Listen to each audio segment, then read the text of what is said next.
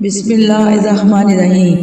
محترم سامعین، مومنین و مومنات، تمام عالم اسلام کو میری جانب سے 13 رجب کی خوشیاں، رحمتیں اور برکتیں بہت بہت مبارک ہوں۔ ایسے لمحات 1 سال کے بعد نصیب ہوں گے۔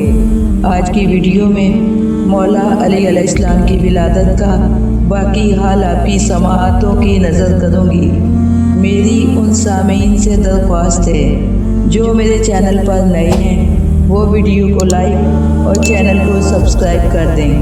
اب میں باقاعدہ ویڈیو کا آغاز کرتی ہوں۔ جب اس زمین پر اللہ کے ولی امام علی علیہ السلام کی آمد کا وقت قریب آیا تو تاریخ گواہ ہے کہ امام علی علیہ السلام کی والدہ جناب فاطمہ بنت اسد 13 رجب کو خانہ کعبہ کے قریب آتی ہیں اور خانہ کعبہ کا طواف کرنے لگی، اور ایک مرتبہ جناب فاطمہ بنت اسد نے دیوار پر ہاتھ رکھ کر کہا، اے اللہ، اپنے ولی کا ظہور فرما۔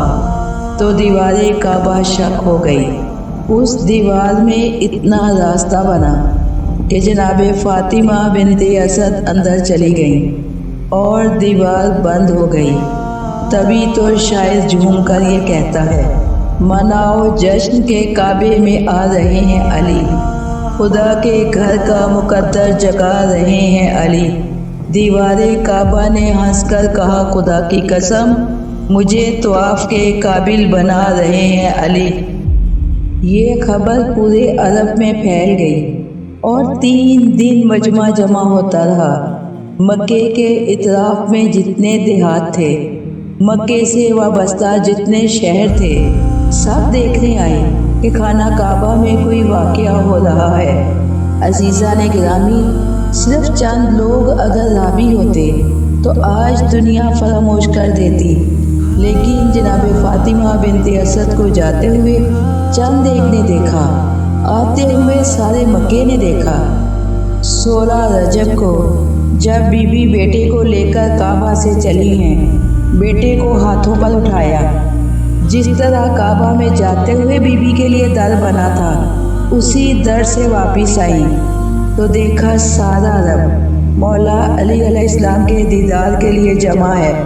علامہ مجلسی لکھتے ہیں کہ تاریخ عرب میں 2 بڑے اجتماع ہوئے، ایک 18 ذوالحج کو میدان غدیر خم میں اور دوسرا 13 رجب کو خانہ کعبہ کے گرد، ایک دیدار علی کے لیے اور دوسرا اقرار علی کے لیے۔ بی بی نے بیٹے کو ہاتھوں پر اٹھایا ہوا ہے، سارے ہجوم پر نگاہیں پڑی۔ مولا علی علیہ السلام کی ماں کا دل ناز سے معمور ہو گیا۔ ایک بار لوگوں کی طرف دیکھا اور ایک مرتبہ اپنے بیٹے کو دیکھا۔ پھر جناب فاطمہ بنت اسد نے خطبہ دیا۔ وہ خطبہ آپ کی سماعتوں کی نظر کروں گی۔ خطبہ جناب فاطمہ بنت اسد کا، ترجمہ شاعر کا اور دعائیں آپ کی۔ مولا علی علیہ السلام کی والدہ نے مخلوقات عرب سے پہلی گفتگو کی۔ حضرت علی علیہ السلام کی والدہ فرماتی ہیں، دنیا والو سنو، ساری مخلوق پہ آپ خالق نے دی ہے فضیلت مجھے۔ دہر میں ہیں بہت محترم بیویاں، سب سے بڑھ کر عطا کی ہے عظمت مجھے۔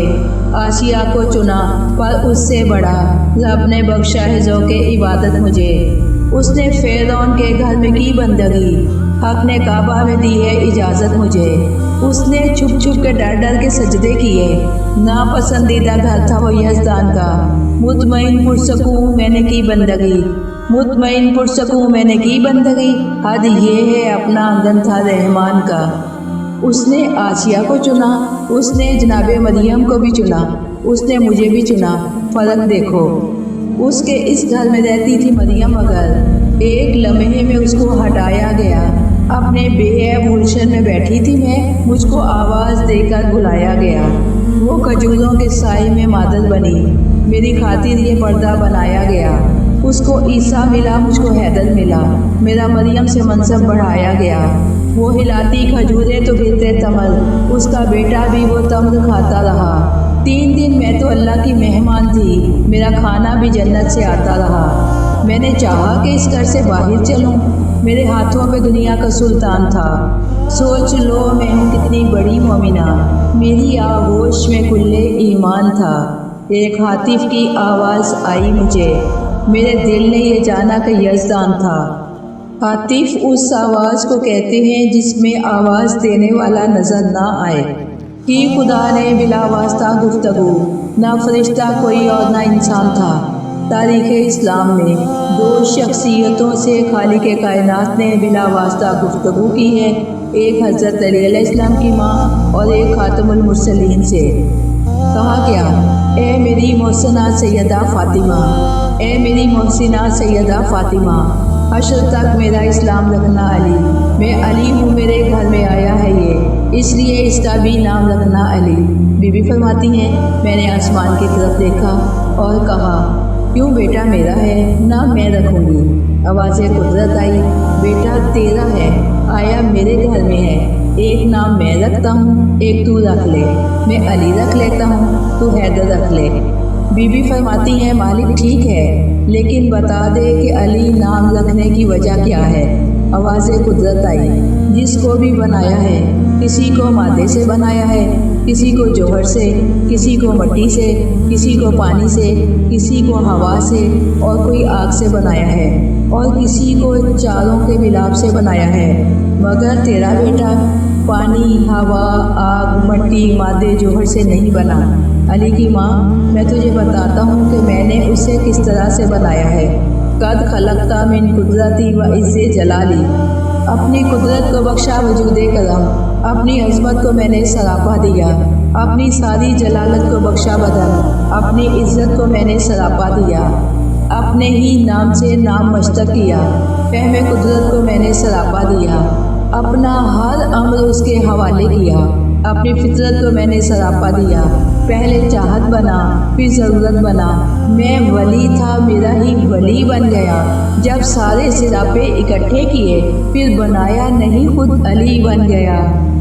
میرے گھر میں اترا ہے کرار ہے، میرے گھر سے بتوں کو بھگائے گا یہ، میری تقدیس تعظیم تقدیر دہلی، سارے جہاں کو بتائے گا یہ، چڑھ کے کعبہ کی چھت پہ یہی اولن، حکم اذاں سب کو سنائے گا یہ، نور کا جانشین ہے امام مبین، خلد کا راستہ بھی دکھائے گا یہ، لائق شکر و تبریک ہے وہ بشر، ناصر انبیاء سے جسے پیار ہے، بس جسے بھی علی سے عداوت ہوئی میری جانب سے لعنت کا حقدار ہے۔